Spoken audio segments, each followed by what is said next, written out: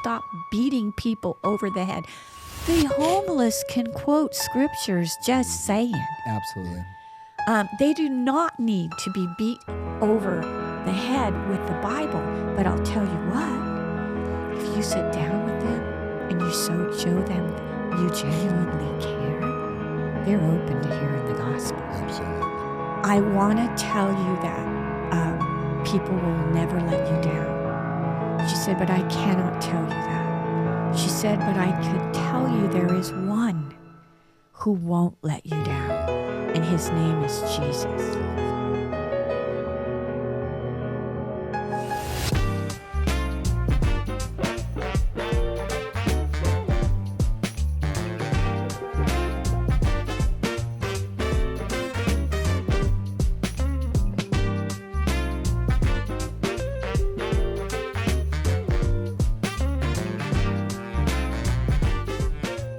Welcome to Cam and Joe Show. My name's Joe with my good friend Cam. What's up, buddy? Happy Friday, bud. Yeah, how are you, man? I'm well. I'm blessed. Home is good. Work is steady. The older I get, the less I need. That's all I need. I freaking love that. Well, last week was really heavy. Probably our Heaviest. Potentially our heaviest. But this week isn't. Thank God. So like and subscribe. Stick up with all the content that we've got going on. Yep. I'm going to announce this one. As you should. I should. I think it's only appropriate. Yeah. So we have this incredible woman who has been running a homeless ministry called Hope for the Heart for over 20 years. She can correct me. My wonderful mother, Stephanie Steele. Whoop, whoop. Hello. Hi. So tell us about your ministry and all of the amazingness you do. Well, can I tell the story? Yes, of you can how tell I- everything. All the stories. Okay. So I was a brand new baby Christian, and I was driving through the homeless park. I didn't know it was a homeless park. And I saw these homeless people. And I felt like the Lord said, somebody needs to care for these people. And so we had a van at the time. And so anyway, I went home and I talked to my husband, and we decided I was going to take and make big pots of soup, and we were going to go down to the park and feed these people. And so I, in the meantime, was invited by a ministry that was just starting in Sacramento called the Loaves and Fish Dining Room. And they said, well, instead of doing two, why don't you just join this? Mm-hmm. So I ended up being blessed and privileged to be a part of that. And we did that. So your oldest brother was 5 years old at that time. I didn't exist. You were still a sparkle in your father's eye. I love that it's in my father's eye. Yep. No, I'll leave that alone. Leave it alone. Anyway, so That's awesome. Your oldest brother was 5, who is now just turned 47. There you go. Yeah, young. You haven't been doing ministry at all for very long. Yep. And James was 3. Yep. And John was 1 and in an infant carrier. And we did that for years. We had a day a week that was given to us, and we manned it, and we did all the cooking, that we had an awesome team. There's a lot of very caring people out there, and they want to help the homeless, and we should help the homeless. I remember, I learned in my years of doing this that our homeless are like the lepers in our society. People see them walking down the street and they cross the street. Yeah, wanting to go on the other or side. they, if they dare to ask for help, they are treated as really, we treat our animals better than we treat our homeless people. Yeah. And over the years, so our family has been involved in homeless ministry on and off for all of those years. Absolutely. And so we did do one for 11 years in Marysville. And then when we came to the Church of Glad Tidings, Pastor Dave invited us, me and Dad, me and my husband, to... You're doing very good. I'm very proud. Everyone's going to have my whole genealogy now. Exactly. But they're drawing a family one tree, and they're like, branch, 3 brothers. Joe, and then I'm going to what put are that they? one Exactly. in that one, and then that one made that one. Anyway, so right after he asked us, the Paradise Fires hit. I remember that, yeah. And we opened our region opened the Yuba Sutter Fairgrounds to take some of the 40,000 people Yeah, it's that were crazy. displaced Yep, 2018. in that fire. Yes, that was 2018. And Hope for the Heart has been in existence from then. Yeah. We started outside a warehouse, a big 6,000 square foot warehouse, but it was already being utilized for something else. Yeah. So they allowed us to set up outside, which we literally had bags of clothes and donations from the ground to the very top of that warehouse. And we had people that just came and sorted, what can I do? What can I have? And so I just, say I want to honor all of the people who see a need and want to meet it. Yeah, absolutely. And with Hope for the Heart, the motto really is find a need and meet it, find a hurt and heal it. In that, part of my passion is to break the stigma off of the homeless people. And God did that for me. People wonder, well, how did they get in this condition? And what they could get a job, Yeah. they could do Why don't this, they just they this, could and why don't this, they just that? and there's Yeah. all So this frustrating. down talking to them. So it was when we were serving in Marysville, and the county does a survey every year, and the people that work with the homeless. May I have a Kleenex, please? Yeah, absolutely. When I talk with my heart, Luke, can we get one, my bud? eyes leak. So anyway, what was I saying? You were saying the county doing a survey. Oh, in Marysville. and so they wanted us to interview these people. One of the questions was, how long have you been homeless? So I'll never forget the first man I sat down with, and I said, we're doing this. And I said, how long? First I asked him how old he was, and he said he was 55.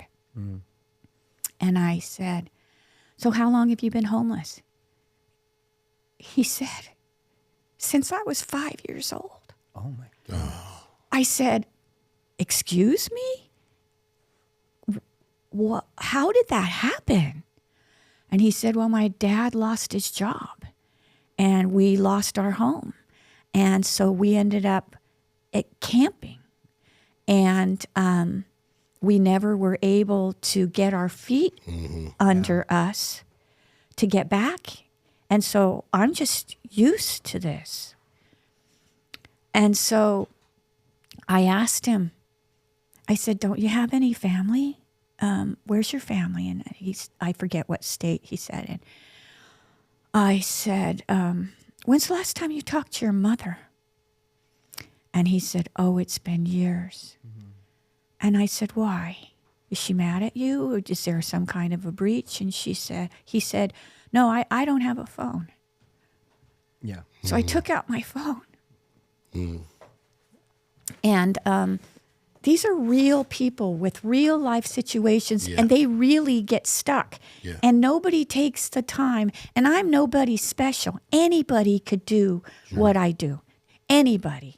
It's called caring for people. Yeah. So anyway, I said, what's your mother's number? So I dialed the number, and I said, what's your mom's name? And he gave me her name, and she answered the phone.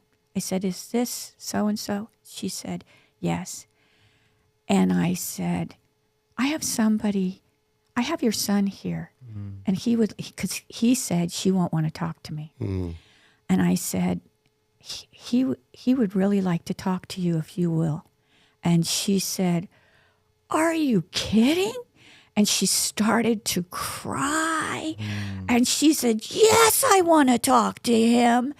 Long story short, it ended up he went back to his mother. And he had family and he was in a home. Wow. Because somebody cared enough to ask Wow. and pull out their own phone Absolutely. and be part of the answer. I didn't know that was going to play out that way. Sure. Excuse me. What an incredible moment, though. That's just And I could tell you dozens and dozens and dozens. As you look in the eyes of these people, as you reach to their humanity, as you care, they are a human being living like an animal on the streets. The homeless lifestyle is hard. Yeah. Are there ones that have addiction issues and choose that lifestyle? Yeah. Yes, there are. However, Not all of them. if you hear their story, Yeah. you'll find out some of them are vets with PTSD who got put on meds by the hospital and then couldn't get back and then ended up getting on street drugs. There are stories. People don't just choose. Most people have some kind of a self-preservation. Well, it is a complex. It's and you're bringing up the heart of it, and that's the thing. In a complex situation, the first thing people want to go to is cold hard facts, but that's why they're called cold, Yeah. right? When you bring the warmth of love to a situation, and you've taught me this, right? I'm speaking to the choir, but when you bring warmth to the situation and you actually bring compassion, you know, you actually bring resolution to that. Yeah. And I, you know, we live in California, so I know questions are going to get brought up, and I'm going to clarify something very clearly. I'm going to ask you 2 questions, and I just want you to just tell me, when you did the ministry in Marysville, how much money did that ministry make from the county? None. 0. When you're doing the ministry here, out at Church of Glad Tidings, how much money does that make from the county? None. 0. How many pounds of food did you give this last year? I hope to have that I statistic. just want to clarify this because what happens is we exist in California and everybody thinks that the $24 billion that disappeared went towards the homeless. I just want to be very clear about that because we have these conversations all the time. And this is why I thought it was ground very level. valuable because of all the auditing happening. How many pounds of food did you give out last year? 536,145 pounds of food were processed through 536,000. the Hope for the Heart warehouse. Okay. So and that was from donations, right? That you guys got that going? We are connected with some donor organizations, yes. Correct. Okay. So taking that on the forefront, you were a part of a homeless consortium in the area that was gifted X amount of money.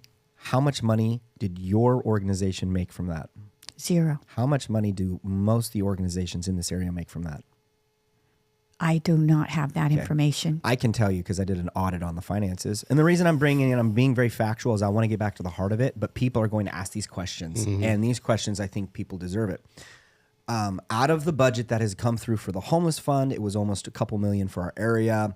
90% of it goes directly back to administrative costs. Well, I do want to clarify one thing.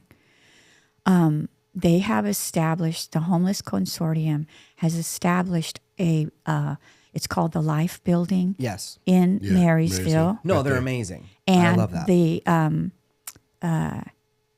the one in Yuba City is On Spiva. on Spiva Avenue is Hands of Hope. Yes. Yeah. Yes. So I'm not denouncing those and Yeah. that the benefit of those in any way. And And hopefully they do an amazing they job. do an absolute amazing Yeah. job. But the reason I'm trying to clarify this is when people are going to look at this, especially with my mother, I'm being very protective. This is Protective Son coming out. And it's because you do an amazing ministry that has the most skepticism, but you do the most love and compassion that I know.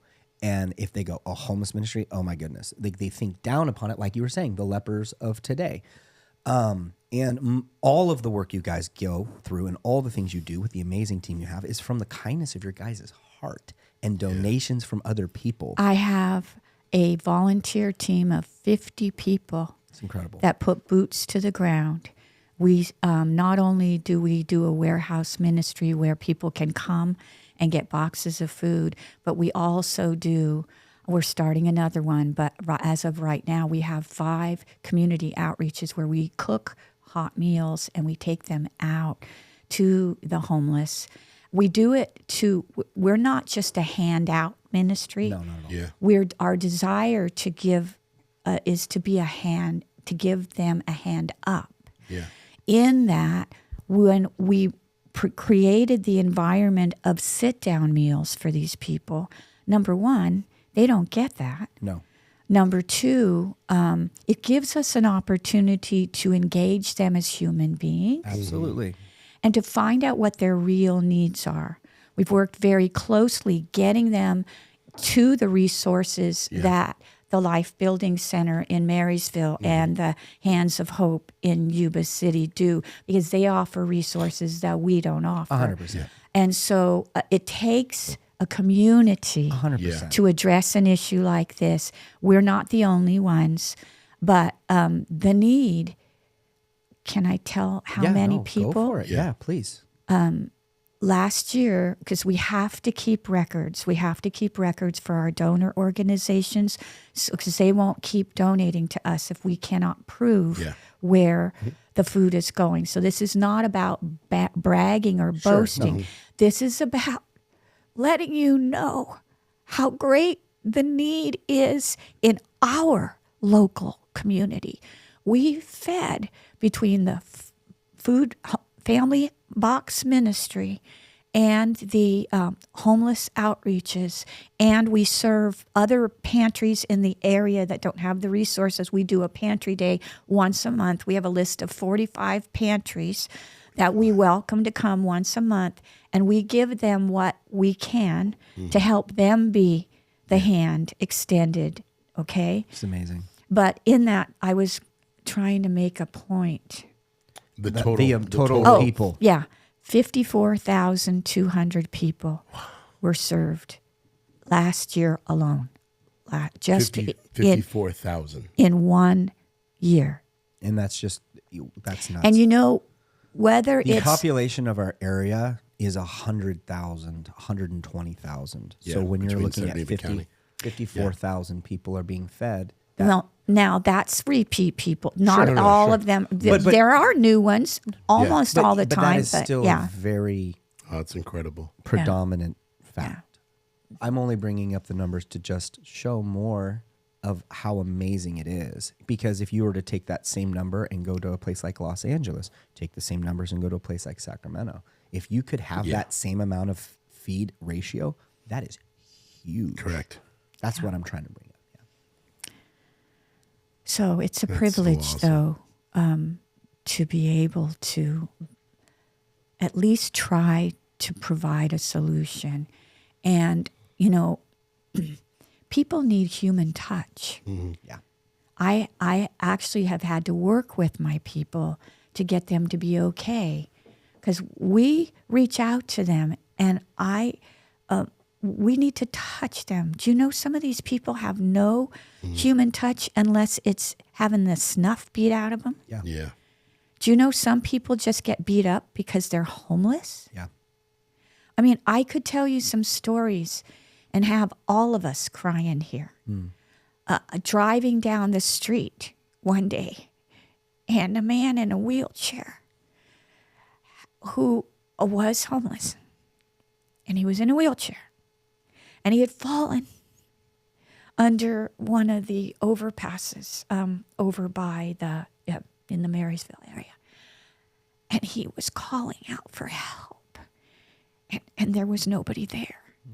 And I looked over and I saw that. I just want to be a caring human being. I'm not trying to be some cheese here, you know. But I looked over at that. I didn't even stop to think. And I've been judged for that because I'm a woman and I shouldn't be reaching out to men, blah, blah, bunch of garbage. Yeah. Anyway. Amen. But so this was a man. I love you so And much. he had fallen on this. His wheelchair was upside down. He's trying to crawl to his wheelchair and get it to stand back up. And he couldn't do it, you know? Yeah. And so I called for help. Wow. And it ended up that I ended up calling one of our team because I couldn't get help anywhere else. I ended up calling one of our team who had a vehicle that we could get, and I needed help because I couldn't pick up the man and his wheelchair and all of that. Yeah. And this is after calling other resources and being told, sorry, we can't do anything, call the police, they'll pick him up. But what would they do with him? Yeah.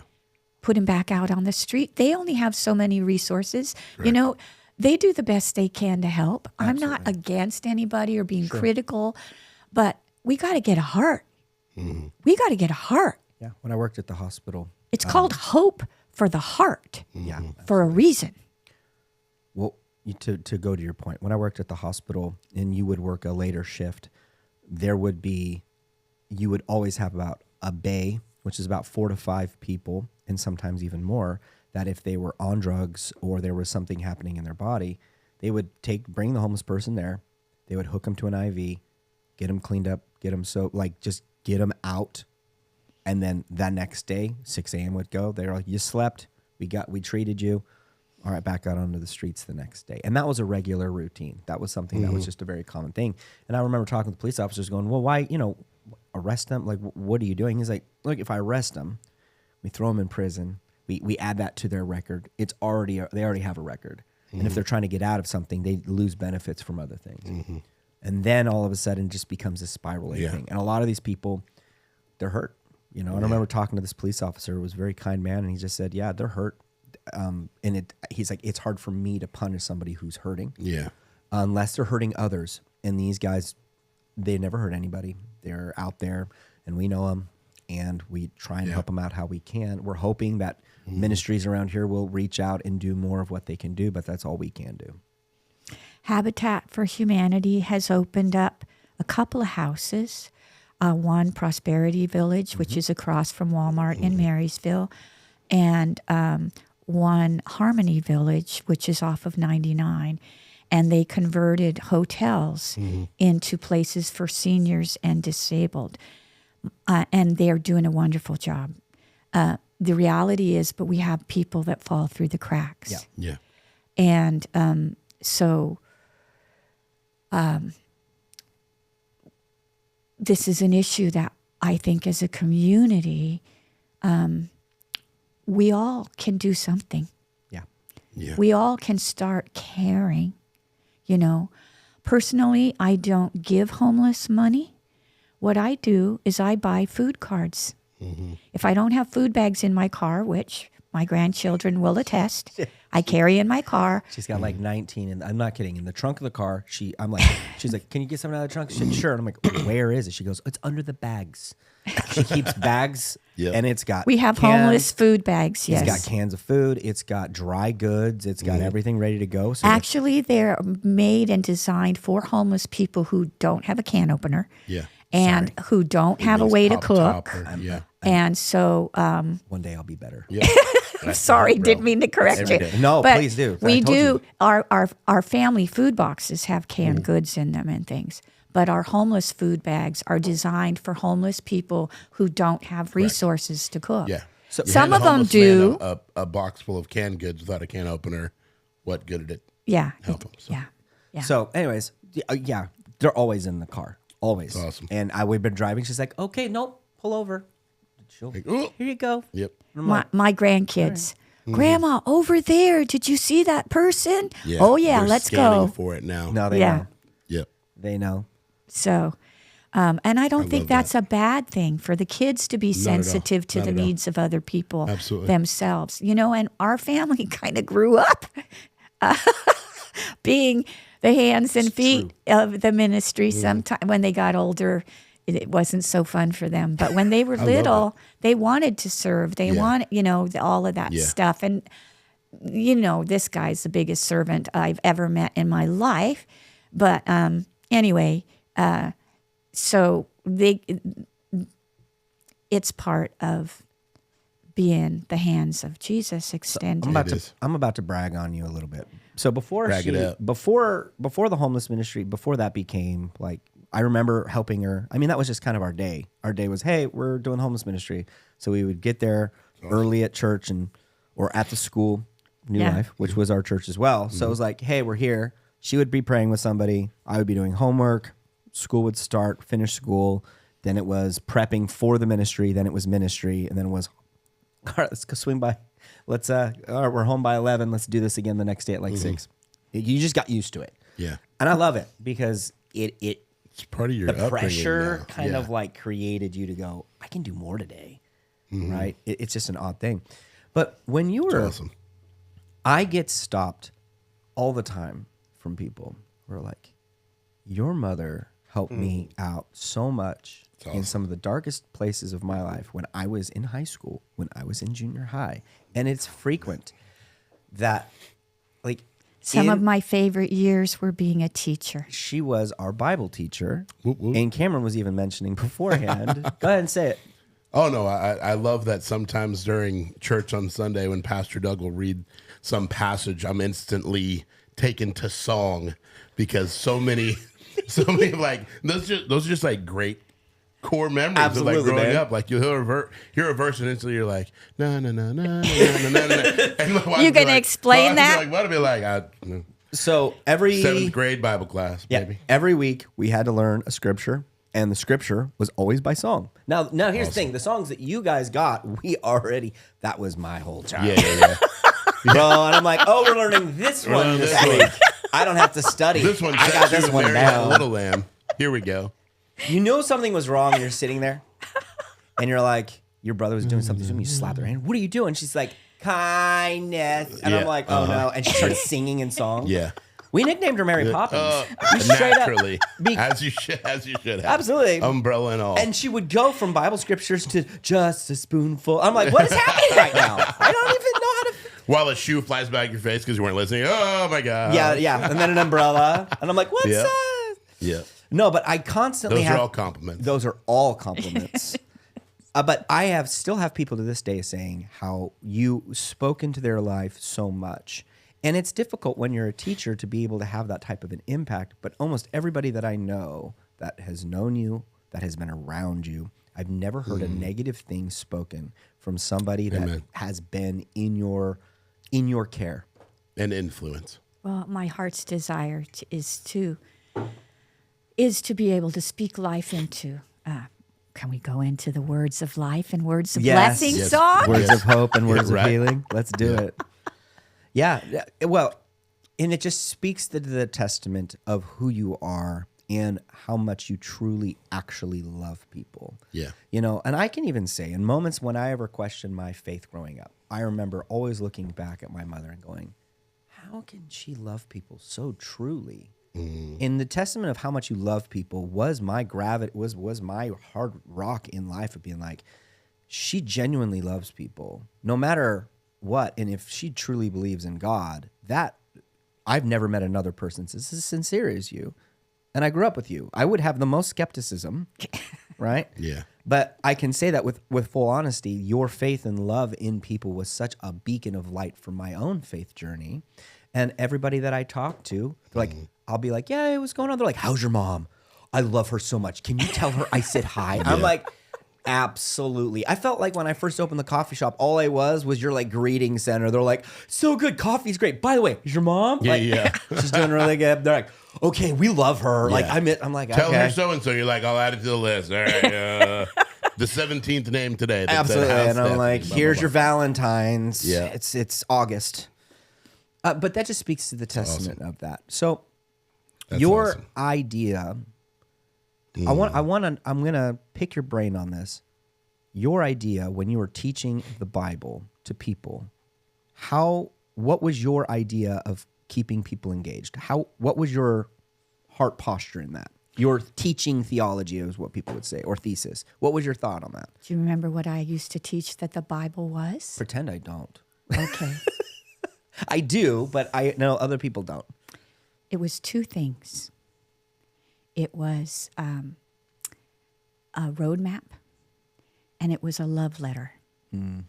And it was a love letter that told you how to walk and get to the destination of walking in love. God is love, and we are to be, if we are to be his ambassadors on the earth, we need to represent love. They will know we are Christians by our love. Sadly, your last podcast highlighted the reality that we're not doing so good at getting that message across. As a little girl, I was raised by my grandmother. My mother and father were out of the picture, both very broken people. And because of that, my grandmother got custody of me. And she worked all the time. So I'd get up she was gone when I'd wake up in the morning. And she was, when she'd come home at night, and she was gone when I'd come home from school. I was a latchkey kid in a day when it was leave it to Beaver, okay? And it was noticeable in my life because all my friends at school had moms and dads and families and, that kind of thing. And I remember being a little girl and the song in the old movie Oliver, the musical. I loved musicals to this day. Anyway, but I loved them then too. And this musical, and there was a song, Where is Love?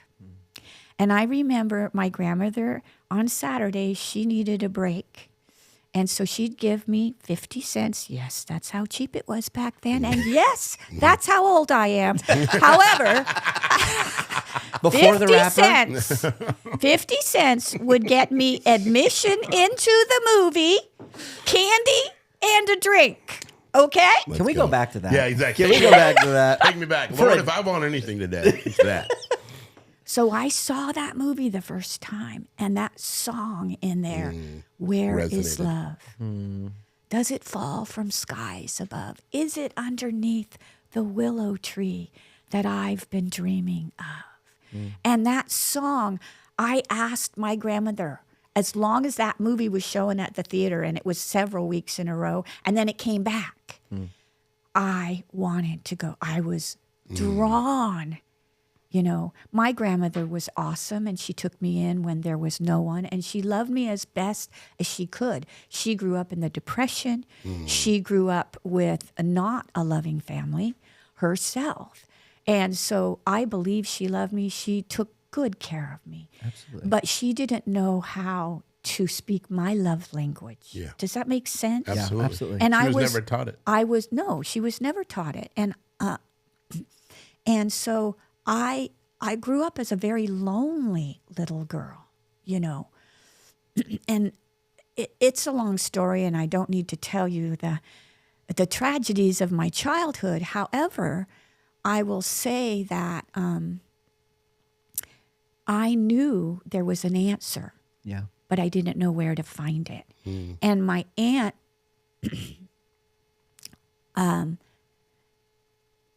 pulled me aside one time, and she took me to church the first time. It was a mainline denomination, but she said, I want to tell you that people will never let you down. She said, but I cannot tell you that. She said, but I could tell you there is one who won't let you down, and his name is Jesus. I love that. Now, that denomination didn't teach about asking Jesus into your heart and having a personal relationship. It was more, we had to earn it and, Strive. and Yeah. all of that. And if you missed, But the one good Sunday, news is of the gospel is that he loved us absolutely. Right where you're at. right where we were. While we were yet sinners, Yeah, he for sure. paid that price. Yeah. And hello, as long as we're in humanity, we're never going to be able to say we're without sin. Sure. Yeah. There is none righteous, no, not one. And so it's that attitude of superiority that fights love. And we forget who we are. We forget that we were loved with the same love Jesus gave us. Yeah. We're called to love others. I have been privileged to know people through my walk with Jesus that really loved. And I was like a gleaner. Yeah. Oh, that's true. Oh, that's true. Yeah. And I just would pray, Jesus, I'm not doing that, but I wanna. Yeah. You know, it was like a process with God. Yeah. And I will never forget. I had rejection, abandonment, and betrayal strongholds in my life because of childhood abandonment by my parents and Yeah. a lot of other stuff that I won't go into. Pastor Bob Hall Uncle Pastor was Bob. our family pastor for 30 years. I'm privileged to be at Glad Tidings now, but back then, 30 years ago, and we were brand new to the church, and I found out that you could get prayer to get that kind of stuff off of you.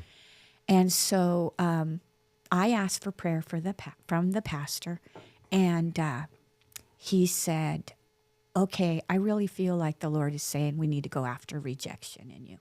I said, okay. And so I just sat there and he prayed. And he, and then after he got done praying, he said, now, Jesus, Come on. let her know how you feel about her. And I can honestly say that is the first time I really had an encounter Sure. with love himself. Come on. The one who wrote the love letter of the Bible. And it's been a journey to learn what that was. It's not letter of the law that kills, and we got to stop beating people over the head. The homeless can quote scriptures, just saying. Absolutely. They do not need to be beat over the head with the Bible. But I'll tell you what, if you sit down with them and you show them that you genuinely care, they're open to hearing the gospel. Absolutely. And the ministry that we were privileged to serve in Marysville, I had one of the team members that was a part of that come to me at a time of real brokenness and discouragement in my life. And it was an in-between time of serving the homeless. And she came to encourage me. I was really sick and housebound, and my kids were all grown and gone. And she said, God sent me over here to tell you something. Do you remember the core of the homeless people we served in Marysville? Do you remember how many there were? Well, what we did was we actually had Bible studies going on in the river bottoms. I mean, it was amazing and miraculous what God did. And he gets all the glory.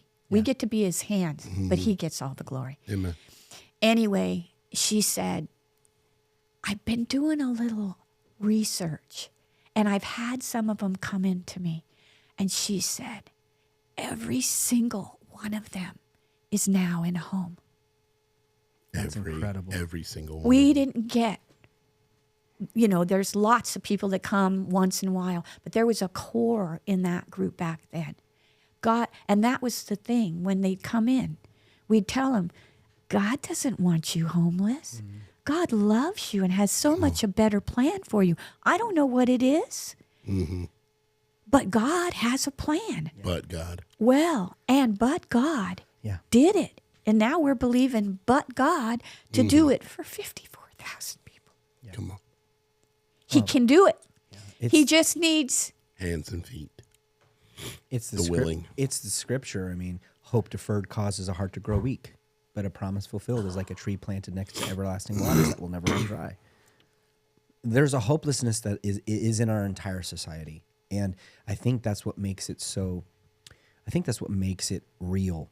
Because you see a homeless person and it's almost like a mirror is held back to you. And when you're near a state of despair, a pride comes up and goes, well, at least I'm not that. Yeah. But you have your own homelessness in your own heart. There is a brokenness and a hopelessness that exists in everyone's heart. And that's part of the redemptive arc I believe we're all on, And to deny that I think is what poisons our whole society. Yeah. To say, well, at least I'm not. Well, you are in your own way. Yeah. There is not one right, like you were saying, not one. Yeah. I remember in my journey with the Lord, I was reading about the scribes and the Pharisees. And they read their Bible, Yep. they fasted, they prayed. Yeah. And I remember going, Hold the right thing. Oh no. how do I know that's not me? Yeah. Sure, 100%. And I will never forget. You ask God a question, He wants to answer. Absolutely. So what happened was instantaneously, I had this picture come up in my mind's eye, and a person had fallen to the ground and was sitting there and couldn't get up. And I saw a person come and point their finger. They were over the top of them, and they were pointing their finger down. And then I saw Jesus come into the picture. And He came and He sat down right alongside that person. And He put His arm around them and He lifted them up.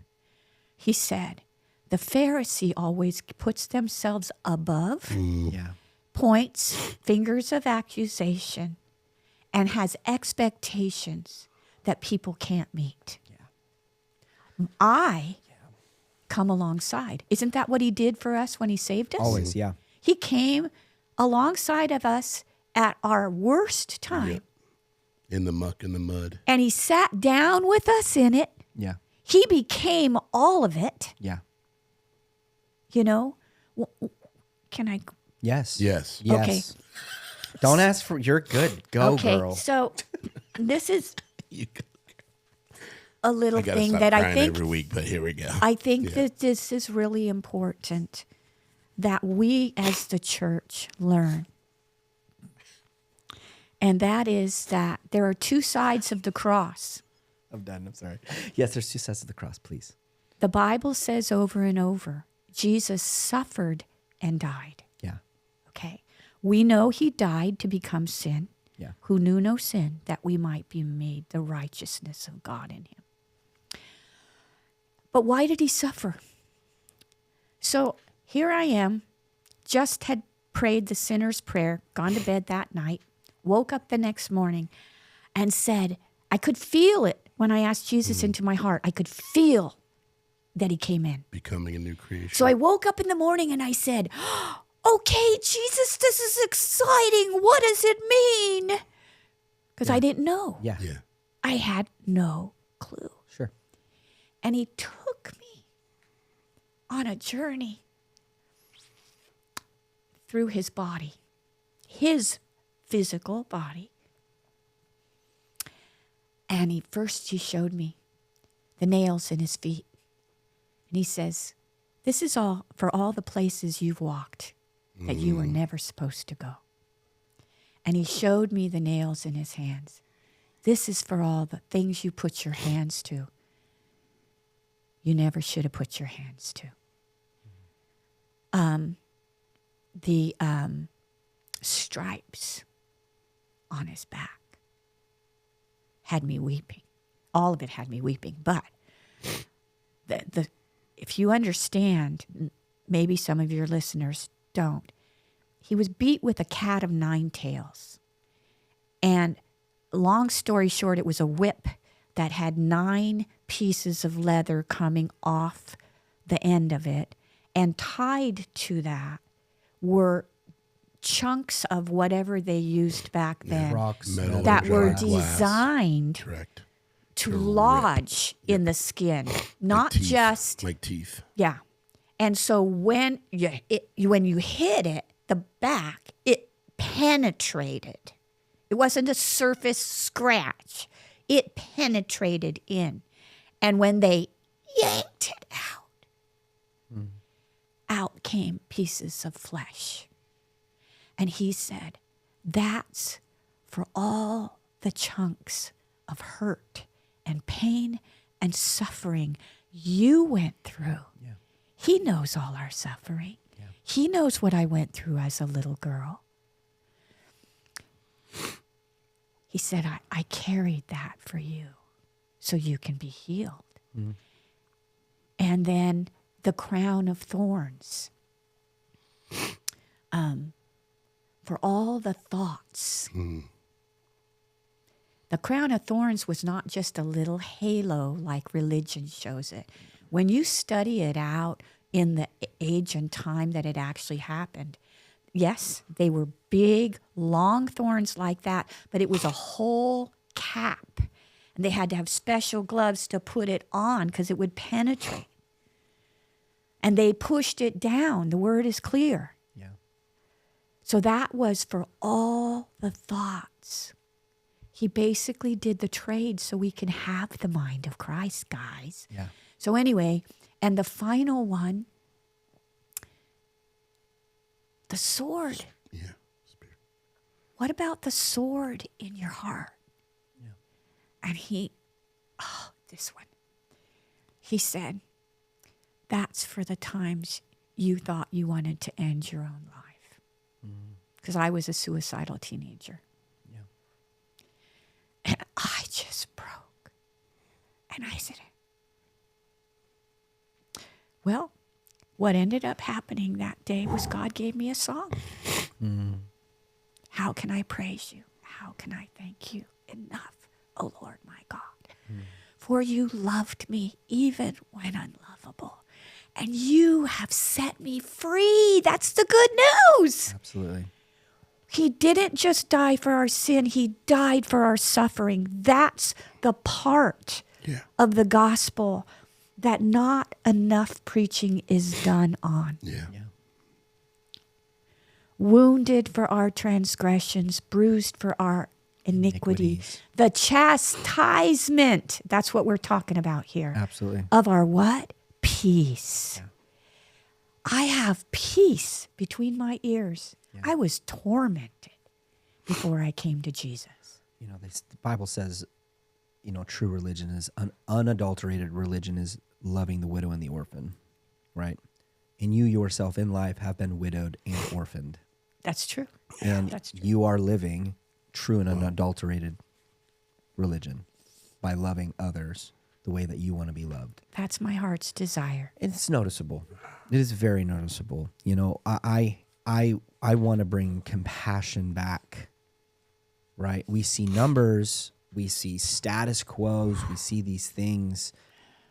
But, you know, one thing that I loved being raised by you is I learned very quickly Sunday was not church.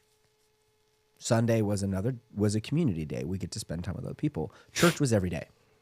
Every day was going to read some scripture. We're going to pray. Every day is we're going to ask God what he wants to do. And that journey helped me understand that it is not about the religious tropes that we all think. It is not about the authority structures that we believe need to be there. The ultimate authority is always God.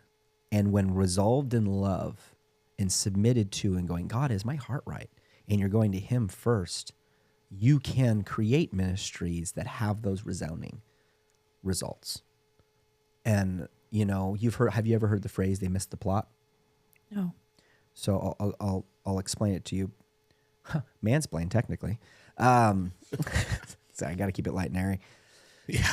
That's what this has been. Right? No. So missing the plot.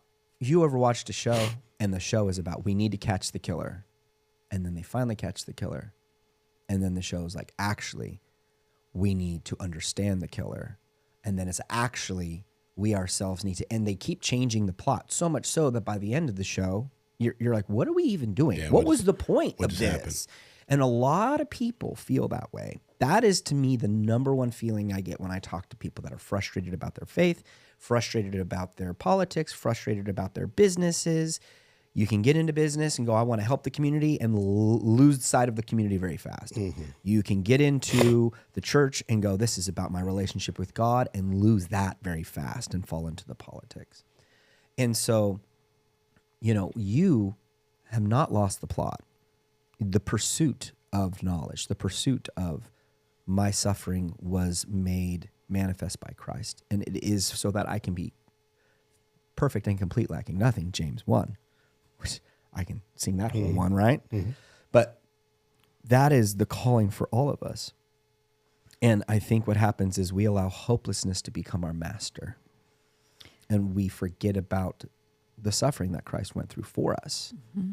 You know, you ever heard the term nihilism? It's on a rise right now. What is something that you do tangibly that helps keep your heart from going, nothing matters? Because I bet you're feeding the same homeless person and you see them and you love them and they go back to it. Yeah. And you feed them and you see them and you love them and they go back to it. And you keep seeing start that. to feel like there's an abuse of the handout. Like, yeah, that's a great question. How do you, I think I know the answer, but Yeah, how absolutely. does that, So how do you keep your heart in that place? from feeling calloused to what you're doing? Okay, first thing is, I learned very young in the church not to use the other people around me as the standard for my life. Not to look at them, not to compare myself to them, not to think I want to be them. God didn't call me to be other people. God called me to be and express. Do you realize each one of us is the only expression of God that there's going to be like us? Yeah. I can't represent the Lord like you or like you, and you can't like me. But the reality is that there's a lot of comparison and competition that sabotages the message. Yeah. And we got to stop that. Yeah. Because there's one whose image and likeness we were created in. And that's God. And he's our model and he's our example. And when he is with you, it says Christ in us, the hope of glory. He walks you through those discouragements. Yeah. Yeah. And his word, if we're in his word, and I believe our society, the condition of society, Jackson Chinyonga was in this region in the 90s, and he said the condition of society is the report card of the church. Ooh. We need to own that. Ooh. Yeah. Come on. And we need That's good. to really, we are not called to be a building. We are not called, it's not about our, it does say, do not forsake the assembling of ourselves together. But what is that for? That's for us to be equipped and encouraged to go out and love people. Yeah. Iron And sharpens to iron. be the ambassadors of Christ and to be his hand extended. It's not for us to close the doors on the church. And I love that the Church of Glad Tidings, in my estimation, reaches out more in the community than anybody else that I've ever had the privilege of serving alongside of. You've served in a lot of churches as well. I'm privileged in that. But you know, there was a movement called the Church Without Walls, and even that's come under a stain right now. But the reality is we are called not to be a church, but to be Christ. Yeah. Yeah. And yes, are we to have corporate gatherings? And yes, are we to encourage? And yes, are we to be iron sharpening iron, as you said? But the love letter is to transform us into the image and likeness of Christ, who humbled himself. Hello? Yeah. Humbled himself, became obedient unto death, and he became the servant. I remember, so we haven't talked about prayer here, but God has called me. Well, when you have a relationship with somebody, you talk to him. Hello? She prays a lot. So anyway, No, I'm gonna tell the story. She'll fall asleep. So she lives with us, and we love her. She's my favorite. We'll be watching a show, and she has worked so tirelessly and hard. She'll fall asleep, and she'll be praying in her sleep, legit praying for people in situations. And I walk over and I go, "Hey, you okay?" She goes, "Sorry, I was asleep." I'm like, "Oh my gosh." Okay. I'm like, "All right. can't do a comparison on that. You learn really fast. It's like, I was walking with Jesus for a moment. What do you want? yeah, right. I freaking read Paul, and he's just like, I pray more than you all, and I'm like, you have not met my mother. Okay. Well, you know we're gonna have a what? conversation. To me, prayer is a love language. Yeah. It's something we get to do. It's not Amen. something that we have Yeah. to Or do. are forced to do. Yeah, Okay. absolutely. And so there was a point I was going to make about it. The lead But- in was when you have a relationship with somebody, you want to talk to them. Yeah. You're talking about prayer. Yeah. And so,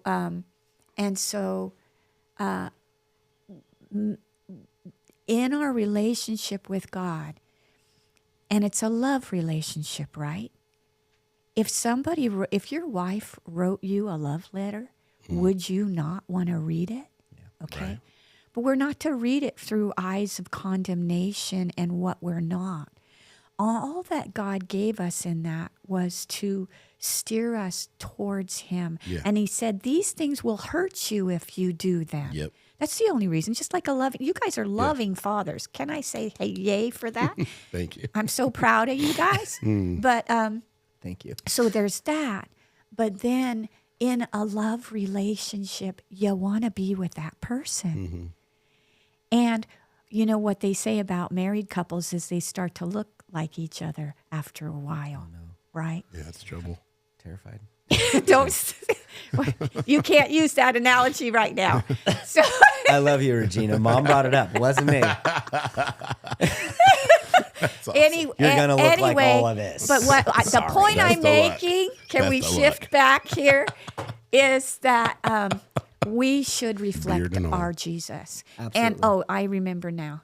So I was asking him, how do I pray for people, when you see what, Yeah. And he took me to John chapter 13. And that's the chapter where he donned the apron. He stripped himself, donned an apron, and he took the lowliest place, the lowliest job, the servant job. And he went and he washed the disciples' feet. Remember, Peter, you're not washing my feet, Yeah. Absolutely. right? And he said, prayer is washing people's feet so that I can order their steps. It's not about, again, the lording over things. It's not about putting them down or all their fault finding. Yeah. Ask the Lord from His perspective. God, obviously this person's hurt. Hurt people hurt people. Yep. So you being hurt by somebody, they're a hurt person hurting people. Yep. So don't, there's such a hurt, Yeah. No. No, just that exasperates. Lord, I pour in the oil and the Love wine of them. your love into the wounded place in their soul so they can be healed. I think if there's just basic Christianity principles that if we just started living and applying, we could change not only this region, The world. California needs a little help, wouldn't you say? Yeah, And our nation. Yeah. Right now, we are more divided in this nation. And the people that are rising up are hurt people that are hurting people, Yeah. right? They need our prayers to come out from under that because, Absolutely. they're captives. They're puppets on a string. That's what the Lord showed me. They're puppets on a string. And they're being played like a violin, but they're being played. And guess what? We have a sword of the Spirit. Yeah. And we can call before God and say, cut those puppet strings. Yeah. Let them be healed. Bless them. Yeah. If our prayers were blessing and life and love instead of, Yep. Yep. Yep. Yep. That was really good. how Yeah. could we change the world? Yeah, And I amen. believe there was a song back in the day. You might remember it. One by one by one. Go for it, John. This world would be one. Okay? So it's each one of us Yeah. Yeah. loving right where we're at, doing the best we can.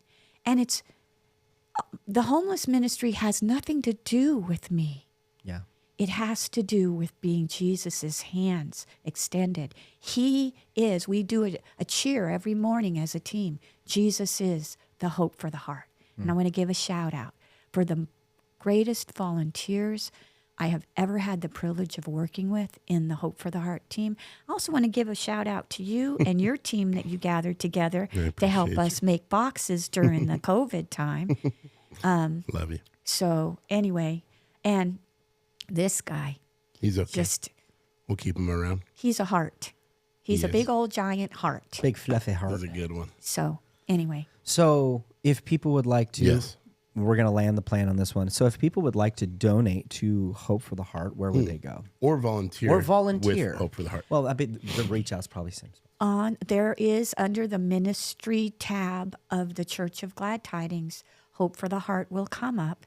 There is a donation link, and we actually have an Amazon account because we need practical things, rain slickers in the winter. We need gloves and hats and scarves. And so it's the practical needs that we can't keep supplied Yeah.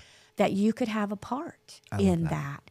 And then there's also a link, there's contact information for me on how, if you want to volunteer, we're open to volunteers. We're open to people who want to be the hand of Jesus extended and want to help. Because we're working on another outreach right now, expanding so that we want to cover every region, every area in the region, you know.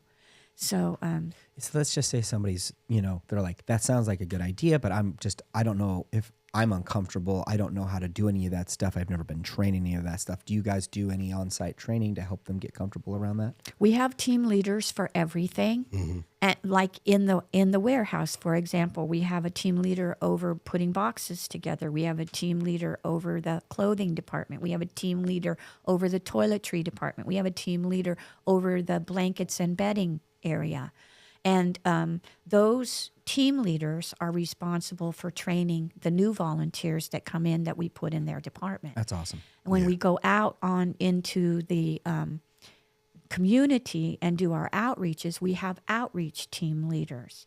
And the outreach team leaders work with you to help you understand what we're doing and how to do it. If you're brand new, you'll probably be put on the food line first, where you'll be serving people and you'll get to see the dynamic and you'll get to see how things go. Then when you're comfortable and you want to be graduated from that and do the one-on-ones with people, because we want to talk to everyone. That it's not, like I said, it's a hand up, not just a hand out. Yeah, it's not just But here's people food. people don't care how much you know until they know how much you care. Absolutely. Amen. Okay. Well said.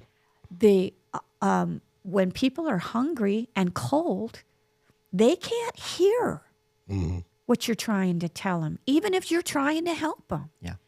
And so we get the barriers out of the way. We try to make them comfortable, and then we reach out to them. And first, we get to know them as people. We don't just, we love them. Yeah. We love them. And from that loving relationship, we get to build in. The walls break down. They'll trust us enough to share what they're actually going. And in every food bag that we give out, we have a flyer in there that not only tells them where the warehouse is, but it also tells them where they can go for help. Like right now, the back of our Hope for the Heart flyer has the resources to the REST program, which is another wonderful homeless absolutely. ministry. Absolutely. And they provide a hot dinner. We provide usually a lunch. On Wednesdays, we do provide a hot dinner out of the parking lot of Habitat for Humanity. But they provide a hot dinner. They allow them to sleep out of the elements. We don't want to see another person freeze to death in our streets. Yeah. Absolutely. That ministry is doing a phenomenal job, and I honor them. I was actually in between the Marysville outreach and the Yuba City now outreach. I so missed working for with the homeless that I volunteered for REST for several years because it's just part Yeah. of It's an incredible program. So that answer your question? That was an amazing answer to the question. Okay. I just want to say thank you for taking the time, and you're incredible and honored and blessed. You have your finger up. Yes. I have one thing on my heart that I feel to close with, if it's all right. Absolutely. Go and for quit it. asking permission. The answer is yes. Every day they pass me by, I can see it in their eyes. Empty people filled with care, heading who knows where. On they go in private shame, living fear to fear. Laughter hides their silent cries. Only Jesus hears. People need the Lord. People need the Lord. When will we realize people need the Lord? Wow. Got nothing else to say on that. I have nothing else to add. I love you. Thank you for Thank you being for you, having and me. Thank you for leading so well. Love you. Love you. Thank you so much. Blessings to you.